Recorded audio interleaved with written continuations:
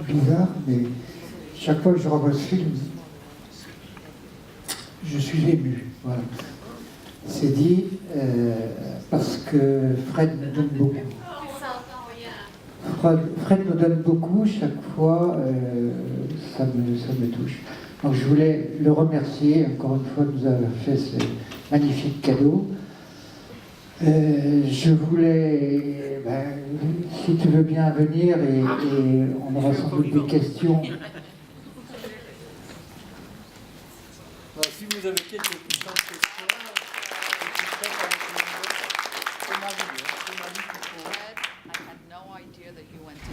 Clinton. oh yes. So did my brother. Was that right? Unbelievable. And that you went to Cornell.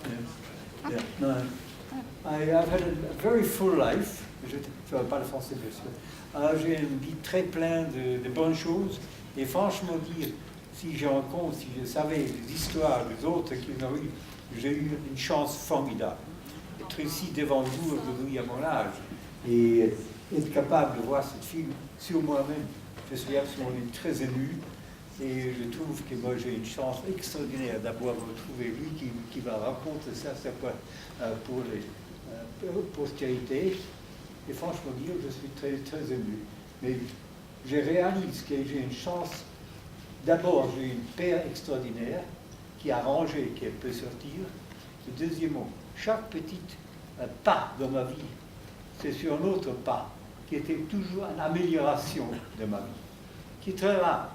Normalement, on change, c'est-à-dire ça glisse sur les mêmes pentes, mais toujours avoir la possibilité pour améliorer sa position, améliorer son être. C'est quelque chose de réellement rare.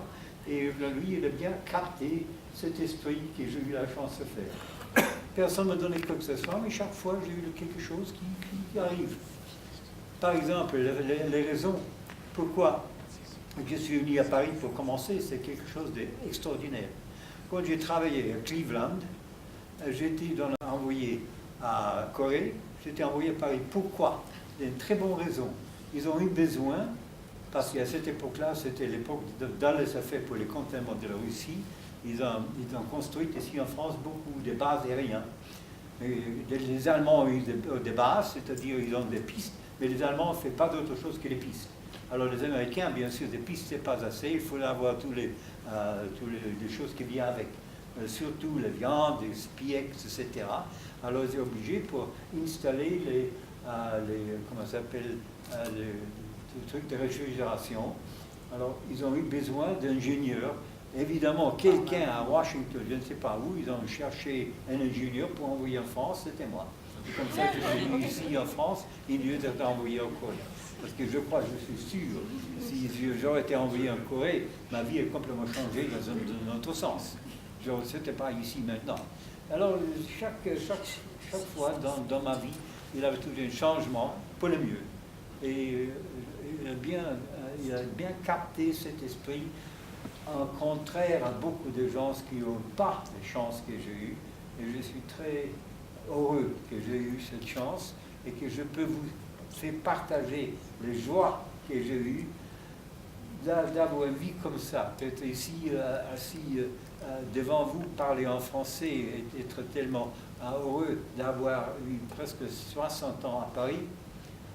D'ailleurs, il faut vous dire les raisons que je suis obligé de partir à Paris, parce qu'à mon âge, pour vivre à Paris, c'est beaucoup trop difficile. À votre âge, vous pouvez vous déplacer facilement. J'ai des difficultés pour marcher maintenant. Des difficultés pour marcher dans le métro, c'est vraiment quelque chose. Tandis qu'à Vienne, c'est complètement différent.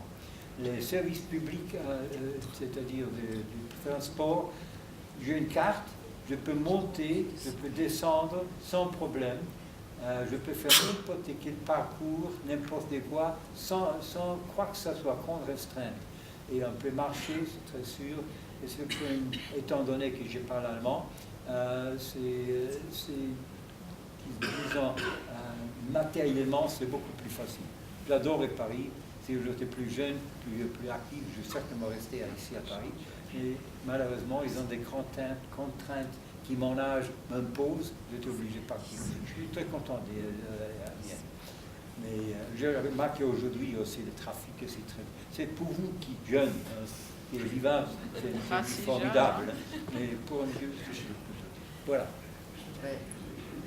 Je voudrais juste revenir sur l'idée de la chance dont Fred Oui. est très imprégné. Quand nous avons rencontré Fred à quelques reprises au cours de quelques dîners, moi j'avais été frappé parce que chaque fois il nous parlait un petit bout de son, il nous donnait un petit bout de son histoire, de son récit. C'était très très fort pour lui, et moi j'ai ressenti, parce que c'est un peu mon métier d'être à l'écoute, j'ai ressenti qu'il y avait un besoin, peut-être une nécessité de raconter, de transmettre tout ça. Et quand Fred dit qu'il a de la chance, moi je crois qu'il sait aider la chance. Le soir de son 90e anniversaire, je me suis résolu à lui proposer d'enregistrer son histoire, sans savoir ce que ça donnerait. Parce que c'est comme ça que la curiosité se nourrit. Instantanément, il n'a pas dit oh, il faut que je réfléchisse, il faut que je reparle à Suzy, je ne sais pas, peut-être oui, on en reparlera. Non, instantanément, oui. Et c'était un oui définitif. C'est-à-dire qu'après, on a mis la machine en route et il n'a pas varié, il a fait tout cet effort de mémoire qui est un exercice très, très, très difficile. Et quand il parle de chance, il sait bien aider la chance. Donc c'est un peu pour ça qu'on a nommé le titre, le film Fred Morny, l'homme chanceux, parce qu'il est à la fois, il a à la fois la chance et il a cette capacité à la saisir, à ne pas la